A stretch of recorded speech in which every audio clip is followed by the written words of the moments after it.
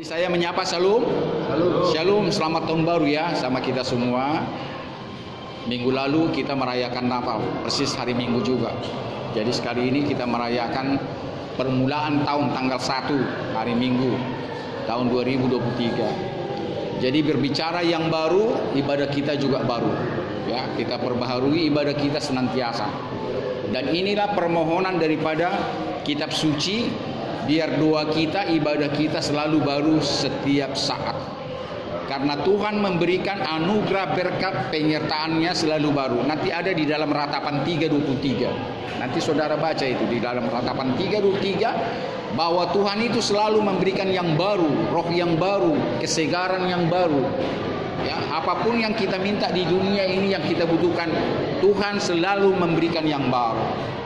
Jadi kalau Tuhan memberikan yang baru kepada kita, ya kita juga mengembalikan itu yang baru. Ya, termasuk berdoa, bernyanyi, ya, berkomunikasi dengan Dia, termasuk durung-durung, ya. Selalu jangan durung-durung yang lama itu persembahan itu pun ya, ganti tahun itu terus, ganti tahun itu terus. Jadi selalulah berikan hatimu yang baru. Karena Tuhan menjanjikan Dia memberikan yang baru kepada semua umatnya. Amin. Mari kita bertepuk tangan untuk Tuhan. Tanda kita masuk tahun 2023, kita nyanyikan tak terbatas. Ya, tak terbatas kuasa-Mu Tuhan. 3 ya. Tak terbatas kuasa-Mu Tuhan. Semuanya Kau lakukan. Apa yang kelihatan mustahil bagimu, itu sangat mungkin bagimu. Di saat ku tak berdaya, kuasa-Mu yang sempurna. Ketika ku berdoa, mujizat itu nyata. Bukan karena kekuatan, namun Roh-Mu ya Tuhan. Ketika ku percaya, mujizat itu nyata. Saya ulangi sekali lagi, ada berdoa dan percaya ya. Ketika ku berdoa atau ketika ku percaya. Kita nyanyikan sekali lagi. Tak terbatas kuasa-Mu Tuhan. Semuanya dapat Kau lakukan. Apa yang kelihatan mustahil bagiku, itu sangat mungkin bagimu. Ketika aku berdoa, di saat ku tak berdaya, kuasa-Mu yang sempurna. Ketika ku berdoa, mujizat itu nyata. Bukan karena kekuatan, namun Roh-Mu ya Tuhan. Percaya. Aku percaya, mujizat itu nyata. Ketika ku percaya, ketika ku percaya, mujizat itu nyata. Luar biasa lagu ini saudaraku. Memang tatkala kita nyanyikan dengan pimpinan Roh Tuhan, ada suatu kekuatan, percayalah. Berbeda kalau kita nyanyikan di lapo tuak. Terkadang di lapo tuak main leng, main judi juga nyanyi, bisa. Tetapi kalau kita sungguh-sungguh menyanyikan ini dalam pimpinan Roh Tuhan, maka ada suatu kekuatan, ada manfaat. Dan kita sadar bahwa kita tidak akan bisa memenuhi segala keperluan kita. Manusia tidak akan bisa. Secara akali tidak akan bisa. Tetapi oleh karena anugerah pengasihannya, manusia dimampukan mendapatkan segala apa yang dibutuhkan di dunia ini. Tidak cukup hanya berserah, selalu ada ora et labora. Memang tidak cukup hanya berdoa, tetapi kita tetap juga bekerja. Jangan mengharapkan sesuatunya datang begitu saja di hadapan kita, tidak. Jadi sekali lagi kita bernyanyi dalam rangka tahun baru ini. Ada lagu Batak ya. Naung salpudo Nong salputan naburuki. Ayo 3 ya. Nong salputan naburuki. Rahu puji Tuhaki. Sabira moti otokto. Sandiku doho dagiko. Sabira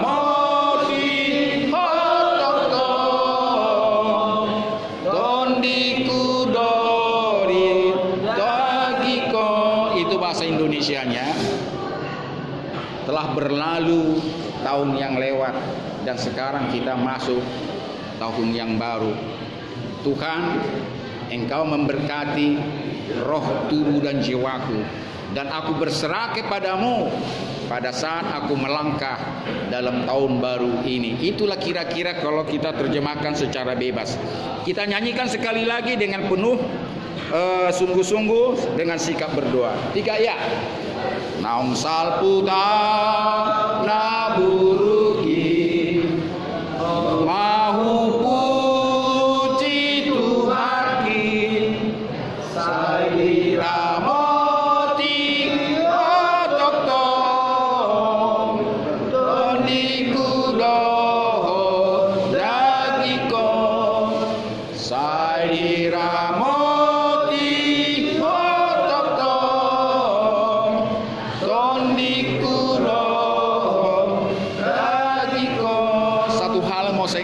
sambil kita merenungkan lagu tadi, ada memang positifnya budaya Batak Kristen. Kalau tahun baru itu berkumpul ya, dari segala hutan awalu katanya, pulang kampung. Ada suatu khidmat yang tidak bisa diulangi pada hari-hari biasa. Itu positifnya memang. Dan di sini banyak nasihat yang keluar dari orang tua kepada anak-anaknya, dan anak-anaknya saling terbuka satu sama lain. Nama riboto yang kakak beradik, ya, nama lain dan sebagainya. Dan ada sikap, ada pengampunan setelah ada pengakuan. Aku minta maaf lah, begini. Sekalipun memang jarang mengaku secara letter-lead. Ini kita perhatikan dulu ya. Ini renungan bagi kita orang Batak yang biasa melakukan ini. Hanya mengatakan kalau ada salahku. Kalau ada salahku lai itu, kalau ada salahku pak, ma, adik dan semuanya, maafkan aku ya. Keluar dari lidah kita.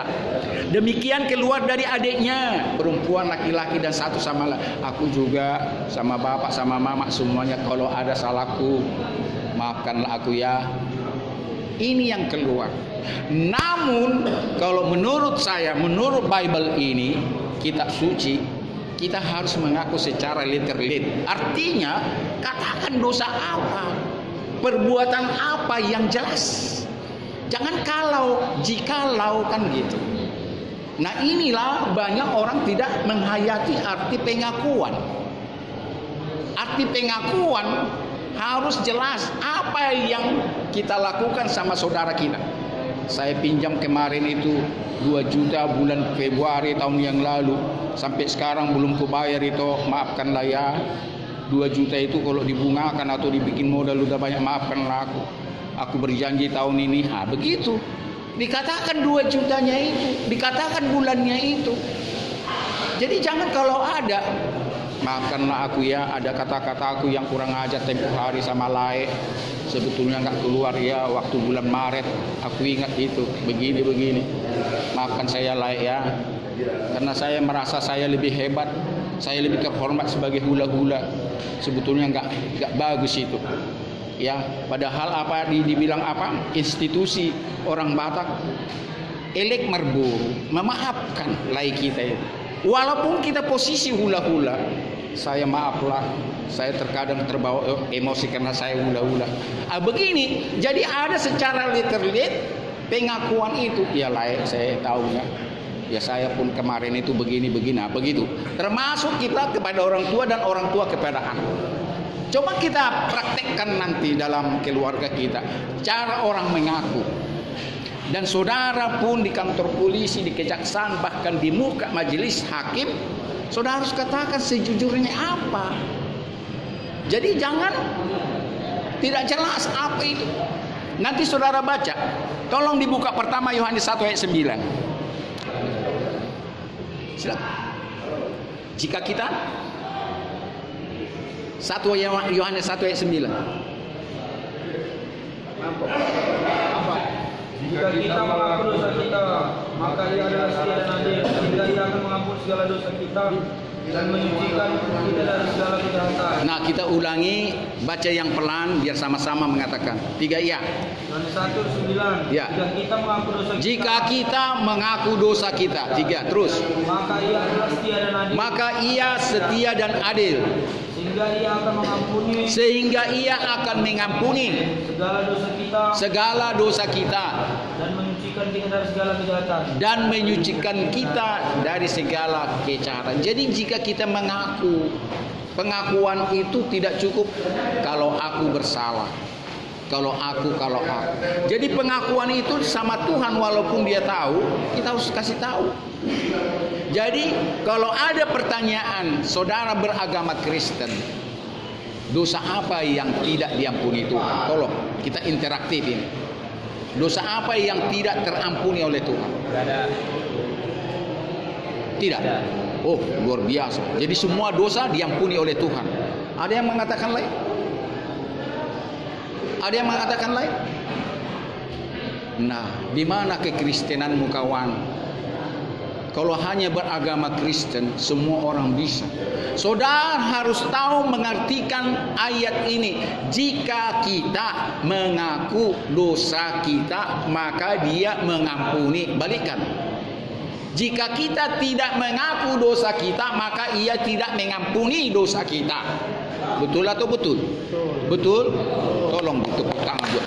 Jadi saudara tahu bahwa dosa yang tidak terampuni, dosa yang tidak kita akui. Om masih ada toh. Ada yang kedua lagi. Ini bagian pertama.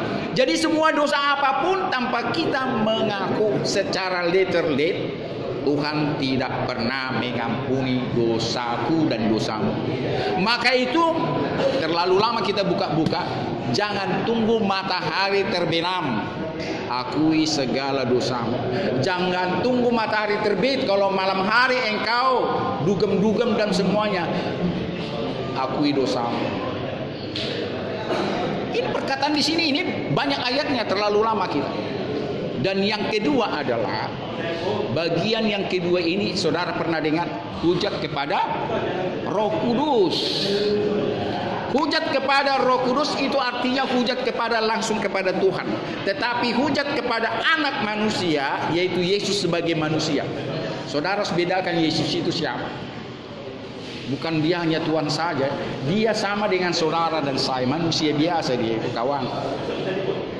Jadi kalau saudara menghujat dia sebagai anak Maria, anaknya Yusuf secara kedagingan, orang yang disunat secara adat Ibrani, adat Yahudi, saudara tidak berdosa. Sama dengan saudara menghujat yang lain. Tetapi kalau saudara menghujat dia sebagai pencipta langit dan bumi, atau menghujat Roh Kudus, keberadaan sekarang ini berupa Roh Kudus, dia hidup atau hidup sampai sekarang? Hidup. Dia berupa Roh Kudus. Jika saudara menghujat dia sebagai Roh Kudus, saudara tidak akan pernah terampun. Ini yang dikatakan perkataan Alkitab, Bible. Terlalu lama kita buka. Jadi itulah kalau saudara punya kerinduan, cari di situ ada itu. Hanya dua bagian dosa yang tidak terampuni, saya ulangi dalam kesempatan ini.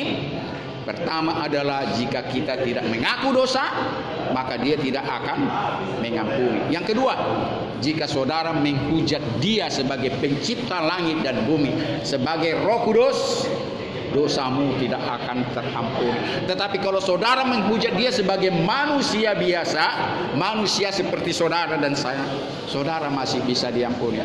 Saya mau kasih bukti sama bu, kawan, bahwa dia mengampuni orang yang bersalah. Saya kasih bukti sekarang ini ya, cepat aja. Pada saat dia di kayu salib, perkataan yang pertama, saudara tahu apa dikatakan di kayu salib? Ada 8 perkataan Yesus Kristus di kayu salib. Pertama dia katakan apa? Ya Bapa, ampunilah mereka karena mereka tidak tahu apa yang mereka lakukan atau perbuat.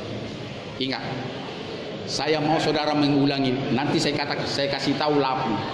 Perkataan pertama Yesus, katakan 3 ya. Perkataan pertama.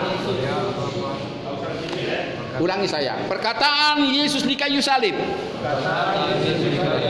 Ya Bapa, ampunilah mereka karena mereka tidak tahu apa yang diperbuat. Yang kedua, Ibu, inilah anakmu. Saya kira itu yang ketiga ya, maafkan saya. Yang kedua, pada saat yang sebelah kiri mengatakan, pada saat yang sebelah kiri mengatakan, engkau anak Tuhan, selamatkanlah dirimu dan selamatkanlah juga aku. Ya kan? Terus yang kanan apa dikatakan? Jika engkau nanti sampai ke kerajaan Tuhan, ke Firdaus, ke Samayim, ke surga, ingatlah aku. Apa jawaban Yesus itu perkataan yang kedua? Hari ini aku katakan kepadamu, engkau dan aku berada di Firdaus. Ini katakan yang kedua. Pada saat Yesus, katakan, pada saat Yesus di kayu salib, perkataan yang kedua adalah, pada hari ini aku katakan kepadamu, engkau dan aku ada di Firdaus. Dan yang ketiga, dia katakan begini sama ibunya, Ibu, inilah anakmu. 3 ya. Ibu, inilah anakmu. Itu yang ketiga. Yang keempat, katakan ikut sama saya. Dikatakan kepada murid-murid Yesus pada saat atau kepada orang banyak, hai kalian semua, inilah ibumu. 3 ya. Hai kalian semua, inilah ibumu. Itu yang keempat. Yang kelima, apa dikatakan Yesus?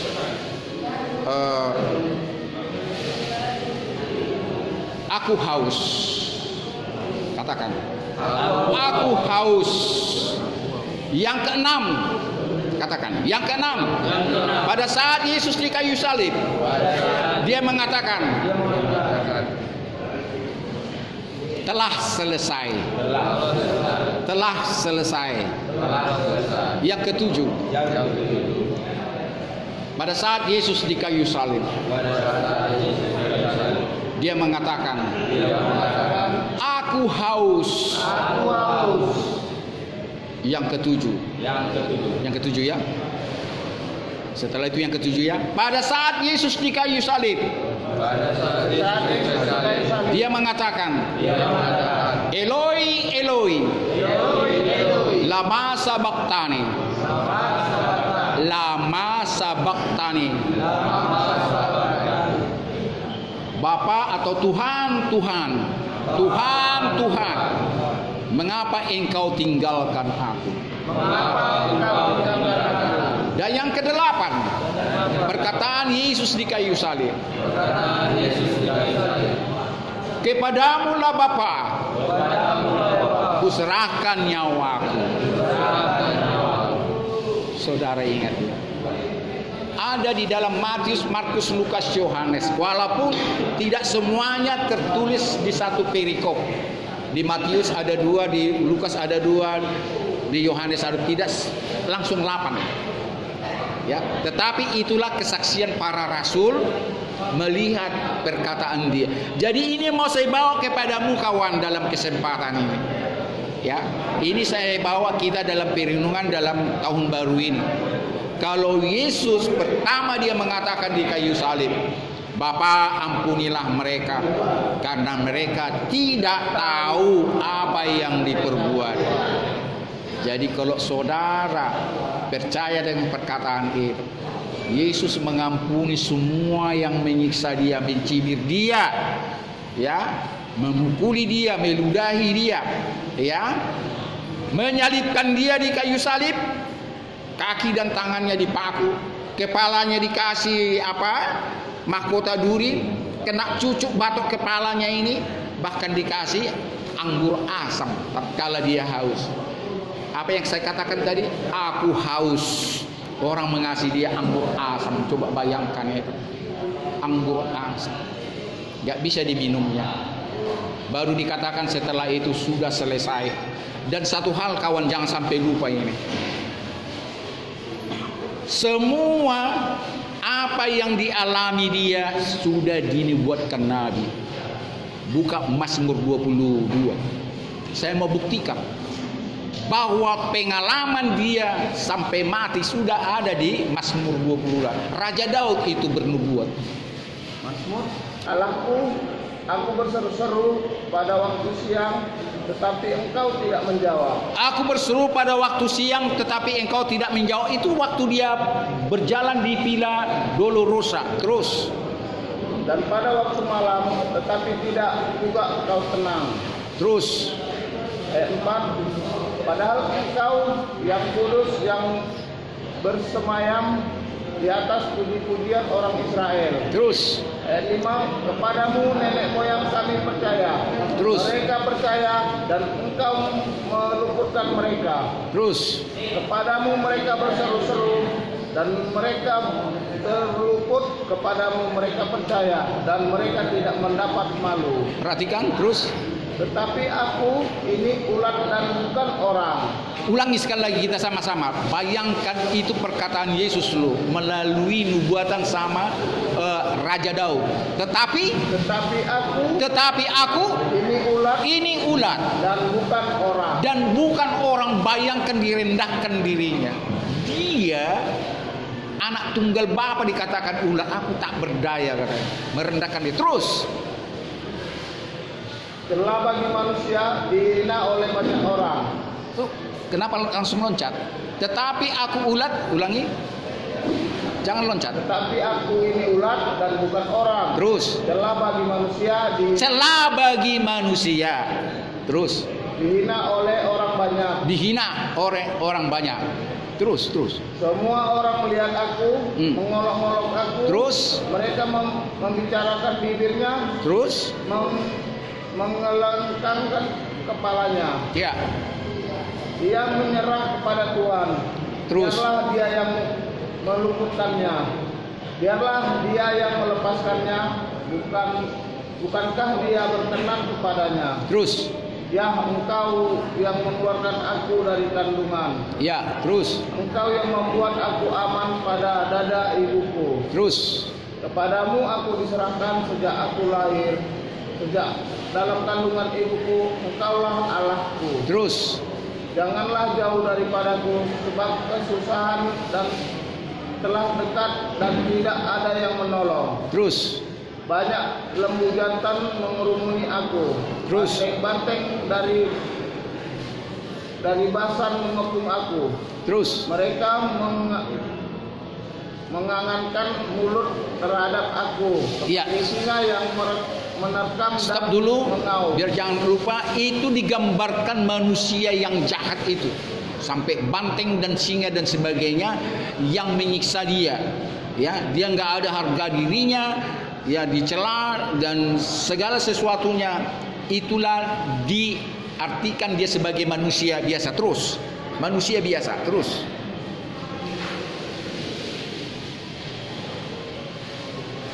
Mereka mengangankan mulutnya terhadap aku seperti singa yang menerkam dan mengaum. Ya, terus. Seperti air aku tercurah dan segala tulangku terlepas dari sendinya. Terus. Hatiku menjadi seperti lilin, hancur luluh di dalam dadaku. Terus. Kekuatan kering seperti beling. Ya. Sedikit lagi tuh. Lidahku melekat pada langit-langit mulutku, dan dalam debu maut kau letakkan aku. Terus, habis? Belum kan? Sebab anjing mengerumuni aku, gerombolan penjahat mengepung aku, mereka menusuk tangan dan kakiku. Terus ini, bayangkan inilah yang dipaku itu. Terus. Segala tulangku dapat kuhitung, mereka menonton, mereka memandangi aku. Terus. Mereka membagi-bagi pakaianku. Perhatikan, mereka membagi-bagi pakaianku setelah dia di kayu salib. pakaiannya dibuang, diundi pakaiannya itu. Sudah ada kan? Terus. Dan mereka membuang undi Nah, ini dia. atas jubahku. Terus. Tapi Engkau Tuhan, janganlah jauh. Ya kekuatanku, segeralah menolong aku. Lepaskanlah aku dari pedang dan nyawaku dari cengkraman anjing. Terus. Selamatkanlah aku dari mulut singa dan dari tanduk banteng. Terus. Jika Engkau telah menjawab aku, Terus. aku akan memasyurkan namamu kepada saudara-saudaraku dan memuji-muji Engkau di tengah-tengah jemaah. Ya. Kamu yang takut akan Tuhan, pujilah Dia. Hai segenap anak cucu Yakub, muliakanlah Dia dan gentarkanlah terhadap Dia. Hai segenap anak cucu Israel. Amin. Saya mau katakan sama saudaraku, siapa tahu masalah tahun? Apa arti tahun Masehi dan sebelum Masehi? Ada banyak orang nggak tahu. Yang disebut tahun Masehi apa artinya dan sebelum Masehi? Ada yang tahu? Kalau tahun Masehi dihitung dari lahirnya Juru Selamat Yesus namanya. Dan ini sekarang tahun Masehi tahun 2023. Ini namanya tahun Masehi. Ya. Di seluruh dunia diakui tahun Masehi. Ada tahun Jawa, ya. Ada tahun dari saudara kita Muslim, ada itu, ya. Tetapi di dunia ini dikenal tahun Masehi. Di kalangan Muslim ada tahun Muslim, kan begitu. Nah, yang saya mau saya maksud dari titik 0 sampai 2023 itu Masehi. Sebelumnya tahun apa namanya? Sebelum Masehi dihitung dari, ayo lanjut. Kalau tahun Masehi dihitung dari kelahiran Mesias, yaitu Yesus Juru Selamat, 0 sampai sekarang 2023. Nah sekarang sebelum Masehi dihitung dari mana? Sebelum lahirnya, iya tahun berapa? Sebelum lahirnya ini? Hah? 2000? Baru kemarin dong. Sekarang 2023. Nah inilah mau saya katakan kepadamu kawan. Saya mau tepuk tangan dulu sama Tuhan. Tepuk tangan. Saya kasih saudara pengajaran. Banyak orang tidak tahu. Yang disebut tahun sebelum Masehi tidak satu pun orang tahu. Ratusan juta miliar. Gak ada yang tahu. Jadi gak terbatas. Terus mundurlah ini sampai tahun 0. Dari katakanlah ini enggak, saya enggak berani mengatakan berapa miliar tahun sebelum Masehi sampai 0 kelahiran Yesus. Sudah? Perhatikan ini enggak sekolah enggak diajarin. Enggak diajarin, saya yakin enggak dia. Saya pun enggak diajarin dari sekolah. Saya dapat dari sini. Jadi startnya ini tidak ada. Dan akhir tahun Masehi pun tidak ada. Kapan tahun Masehi berakhir? Tentu nggak ada kan? Ini 0 tadi, 0 sampai 2023. Ini dari tidak terbatas sampai 0, mundur. Jadi tahun Masehi itu mundur ini dari 2023 sampai 0. Ini 2023. Dan tidak satu manusia pun mengetahui akhirnya ini. Jadi ini akhirnya nggak tahu, ini awalnya nggak tahu. Itu tangan dulu. Jadi apa maksud saya mau saya bongkar rahasia ini? Ya perhatikan ini saya viralkan ini khotbah saya ini. Wajahmu tidak kelihatan. Ya artinya apa? Ini waktu ditulis Raja Daud. Daud bukan nabi. Ya raja itu King of David. Ini ditulis pada tahun 1400 sebelum Masehi. Dari 1400 ke 0 nanti 1300, 1200, sampailah 0 nanti di sini. Bayangkan 1400 tahun sebelum Yesus lahir sudah ada ini. Jadi ini perjanjian lama ini Yesaya, Yeremia, Yeskiel, Daniel, Hosea, Yoel, Amos, Obadya, Yunus, Mika, Nahum, Habakuk, Zefania, Zakaria, Malakia, Maleaki, tahun-tahun 1400 sebelum Masehi rata-rata itu. Mundur nanti ke titik 0. Yesus lahir. Jadi bayangkan sudah berabad-abad Ini sudah ada peristiwa sebelum dia lahir. Termasuk Yesaya. Nanti baca Yesaya 53, terlalu lama. Di situ pun nubuatan Yesaya tentang kelahiran Yesus sudah ditulis tahun 1400 sebelum Masehi. Sebelum Masehi kan jadi mundur dia, jadi nol kembali. Pada saat Yesus lahir, berakhirlah tahun Masehi, titik nol. Dimulai nol ke 2023 sekarang. Udah dapat? Tolong angkat tangan siapa yang bingung. Ya aku jelaskan, jangan sampai rugi. Kamu udah? Sudah? Udah kamu ngerti? Enggak, ini kesempatan luar biasa di penjara saudara tahu masih dan tidak masih. Nah, ini tujuannya saya buka rahasia tentang kelahiran dan kematian Yesus. Bahkan lambungnya sudah ditulis beribu-ribu tahun sebelum kejadian. Dan satu hal mau saya katakan, semua nabi-nabi yang ada di sini tak satu pun sebelum dinubuatkan. Terlalu lama kita buka-bukaan. Terlalu lama. Percaya tidak satu pun nabi tanpa dinubuatkan. Ini apapun siapapun nabi itu. Ya, sampai nabi ya yang terakhir ya yang diperdebatkan dan apa semua saya tidak masuk ke situ. Apa yang ada di sini cukuplah di sini. Saya tidak mau memakai kitab yang lain. Ya, kan gitu. Jadi yang bisa saya katakan bahwa dunia ini sebelum terjadi dan sebagai akhir sudah tertulis di sini. Sudah tertulis di sini apa awal dunia dan akhir dunia. Namun tak satu manusia pun akhir dari tahun Masehi mengetahui, sama dengan manusia tidak tahu awal dari tahun sebelum Masehi. Kapan mulainya nggak tahu. Sudah mengerti ya? Kita lanjut. Saya mau katakan tadi, kenapa sampai keluar 8 perkataan Yesus pada saat di kayu salib. Ini saudara renungkan dalam tahun yang baru ini.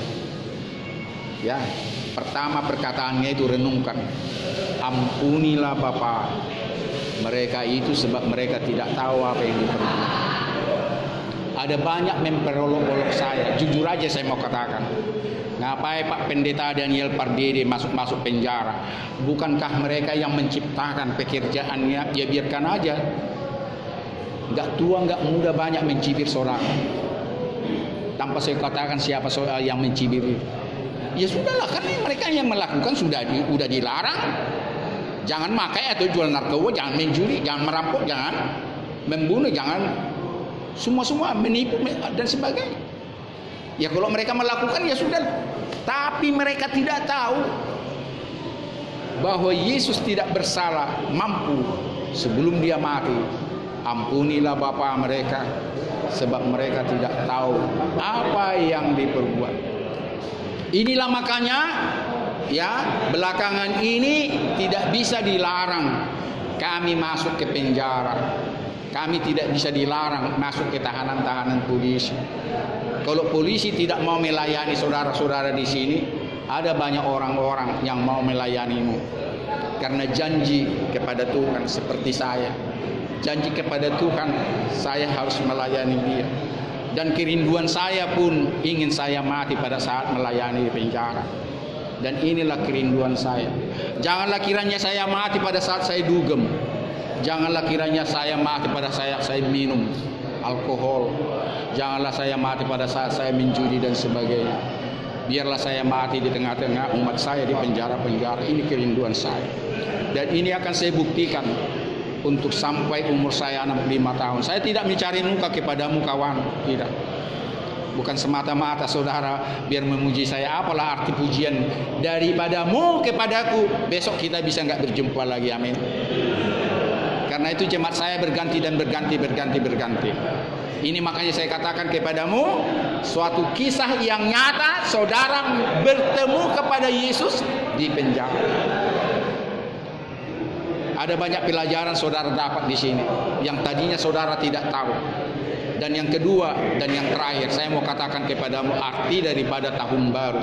Arti dengan pemakaian baru, saudara harus dilahirkan kembali. Betul. Pernah saya singgung itu? Saya lupa pernah ya. Itu dalam Yohanes 3. Ada di situ bagaimana perkataan Nikodemus, imam kepala. Bayangkan kalau di kita di sini AKBP Epurus, pimpinan gereja. Dia tidak tahu apa artinya dilahirkan kembali. Kalau engkau mau masuk surga, engkau harus dilahirkan kembali, lahir baru. Terus Nikodemus ini imam kepala mengatakan, apakah saya harus masuk ke dalam rahim ibu saya? Oh tidak, engkau harus dilahirkan oleh roh. Ada banyak orang mengartikan kalau dilahirkan orang seolah-olah berbahasa roh dan sebagainya. Tidak harus saudara berbahasa roh kalau dilahirkan oleh roh. Ya, jangan salah. Ya, kalau ada pengajaran gereja mengatakan harus berbahasa roh, apalagi pemimpin gereja dan sebagainya, mereka lahir. Namun yang dilahirkan oleh roh adalah roh. Jadi itu makanya Bible mencatat, sekalipun engkau masih di dunia, namun engkau sudah menjadi warga negara kerajaan surga. Bayangkan, banyak orang Kristen tidak memahami arti itu. Seolah-olah kita ini muluk-muluk. Nah, orang yang tidak mengalami dilahirkan kembali tidak bisa merasakan atau bersaksi testimoni bahwa saya sudah warga kerajaan surga. Ya, kalau saudara tidak mengatakan itu, ya percuma saudara beragama Kristen. Tetapi untuk mengatakan itu, saudara harus di dalam kesucian. Karena apa? Perkataan Yesus di bukit, salah satu perkataannya yaitu yang ke-6, ya, Matius 5 ayat 8. Tanpa saudara disucikan, saudara tidak bisa melihat kerajaan surga.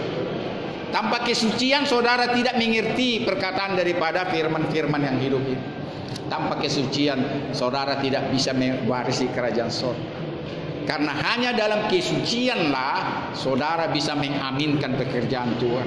Saudara bisa mengaminkan bahwa dia bertemu dengan saudara di penjara ini, bahwa dia membuat saudara bertobat, bahwa dia membuat saudara yang lain-lain dan sebagainya, mengganti perjalanan hidupmu yang lama menjadi perjalanan hidupmu yang baru. Saya akhiri di dalam Galatia 5. Silakan buka Galatia 5. Di dalam Galatia 5 ayat 19, 20, 21. Ya, dikatakan di situ ada perbuatan-perbuatan daging. Itu ada 15 item. 15 item. Galatia 5 ayat 19, 20, 21 ada 15 item. Coba bacakan yang 15 item itu. Galatia 15. Ya. Ayat 19. Galatia 5 19 21. Perbuatan daging Yang kuat. Perbuatan daging nyata. telah nyata, yaitulah percabulan. Ingat, percabulan, katakan percabulan. Percabulan. Terus Pencemaran. pencemaran, hawa nafsu, penyembahan berhala, sihir, perseteruan, perselisihan, terus iri hati, amarah, kepentingan diri sendiri, percideraan, roh pemecah, dengki, ya pesta mabuk, pesta pora. Ya. Nah itu, ulang sekali lagi, ada 15. 1, 2, 3. Percabulan, pencemaran, terus hawa nafsu, penyembahan berhala, sihir, perseteruan, perselisihan, iri hati, amarah, kepentingan diri sendiri, percideraan, roh pemecah, dengki, kemabukan, pesta pora. Ada 15. Saya mau saudara di penjara ini ingat 15. Jangan hafal. Firman Tuhan jangan hafal. Marah dia nanti. Sama dengan doamu jangan hafal. Marah dia nanti. Kau bikin itu jimat-jimat. Kau bikin itu mantra. Tapi minta Tuhan, aku ingin seperti pendeta Daniel Pardede, ya, bisa mengeluarkan ayat-ayat sampai ratusan. Itu bukan karena dihafal, tapi minta dia menjadi rela. 15 ini saudara harus ingat itu. Dan setelah saudara meninggalkan 15 item perbuatan-perbuatan kedagingan ini, maka di ayat 22-23 baca itu ada 9 item. Ayat 22-23. 3 ya. Tetapi buah roh ialah kasih, sukacita, damai sejahtera, kesabaran, kemurahan, kebaikan, kesetiaan, kelemah lembutan, penguasaan diri. Kita ulangi sekali lagi. Tetapi buah roh adalah kasih, sukacita, damai sejahtera, kesabaran, kemurahan, kebaikan, kesetiaan, penguasaan diri. Kelemah lembutan, penguasaan diri. Kalau saya bisa, kenapa saudara tidak bisa? Setidak-tidaknya saudara mengingat 15 item perbuatan daging itu yang saudara harus tinggalkan. Baru saudara mampu melakukan buah-buah roh itu 9 item. Ya, ini sulit memang, udah biasa dugem, ya kan? Udah biasa mabuk, enggak mabuk lagi. Orang merokok aja biasa merokok, enggak merokok. Ya, sulit. Saya kasih kesaksian tentang rokok. Keluar dari mulut saya tentang rokok. Saya mulai melayani setelah saya ditabiskan. Umur saya 19 tahun, yang saya layani 37 tahun. Ya. Dia berlutut, saya duduk di kursi, dia pegang berlutut di sini, dia menangis. 37 tahun umurnya. Pak Pendeta, mulai sekarang ini saya putuskan roh mabuk-mabuk dan merokok. Saya lihat air matanya bercucuran.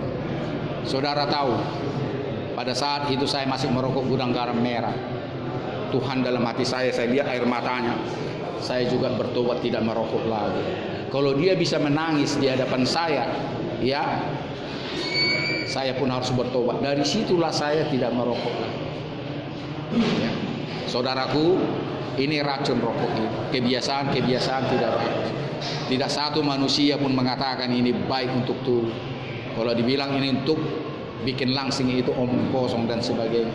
Dan setelah saya tidak merokok, walaupun memang menyiksa tubuh saya, kebiasaan habis makan merokok dan ini, tetapi luar biasa, lebih enak tidak merokok. Bukan karena saya mencari kesucian, tidak, memang lebih enak tidak merokok itu. Saya tambahkan sedikit lagi soal judi. Ada banyak orang main judi, pikirannya ke situ. Pagi, siang, sore, malam ini terus. Tidak pernah kaya, ya. Terserah saudara, bisa mentertawakan saya. Tetapi ingatlah, 24 jam hidupmu hanya ke judi pikiranmu. Kapan kepada Tuhan? Memang manusia lama tidak bisa menerima khotbah ini. Tetapi kalau saudara mau merendahkan diri, mau dipreteli oleh Tuhan, mau diukir oleh Tuhan, mau diciptakan, tidak mustahil saudara menjadi pengkhotbah handal. Di YouTube saudara lihat, pengkhotbah handal itu bukan sarjana teologi, master teologi, doktor teologi, enggak. Orang-orang biasa, tetapi luar biasa khotbah-khotbahnya menyentuh orang dan bertobat. Di YouTube perhatikan itu. Saya ini nggak ada apa-apanya. Saya cuma komitmen masuk keluar penjara, mencari orang untuk membentuk gereja pun bisa saya sebetulnya, tapi saya perhatian saya kepada orang-orang yang terpenjara seperti ini. Jadi tugas dan panggilan Tuhan sudah tentukan. Kau ke sana, kau ke sana, kau ke sana, kau ke sana, kau ke sana, kau ke sana. Tugas dan panggilan saya ke penjara. Karena itu saya bikin di YouTube saya Prison Hospital Crusade. Prison, penjara dan rumah sakit. Ya. Dimenangkan untuk Tuhan. Crusade dimenangkan untuk Tuhan. Menjadi peperangan untuk Tuhan. Dan inilah saya katakan kepada banyak orang, kalau saudara rindu menjadi pendeta, menjadi penginjil tanpa STH, MTH, doktor teologi, datang kepada kami. Kami buka nanti sekitip, jalan sekip baru nomor 9. Kita akan ajari, kita akan bekali, dan kita akan utus menjadi pengkhotbah handal. Dan itulah yang saya alami, mendapatkan itu tanpa harus saya sarjana teologi dan sebagainya. Amin. Tepuk tangan untuk Tuhan. Kita akan akhiri ibadah kita. Di sini saya bawa makanan dan minuman. Ini bukan dari uang saya, kawan. Tidak. Ini daripada orang-orang yang mengasihimu. Saya tanpa sebut namanya. Dan biasanya Natal dan Tahun Baru, ya, termasuk Paskah, saya meminta daripada orang-orang yang biasa memberikan donasi kepada saya. Enggak seberapa ini, tapi perjalanan saya bukan di sini saja. Banyak perjalanan saya, Polres saya jalani, sampai nyebrang ke Nias juga saya jalani. Itu semua biaya daripada orang-orang yang cinta kepada penjara. Jadi jangan pernah saudara mencaci maki, merendahkan orang-orang yang datang ke sini. tanpa kami mencari muka daripadamu kawan. Kalau mencari muka kami daripadamu sia-sia semuanya itu.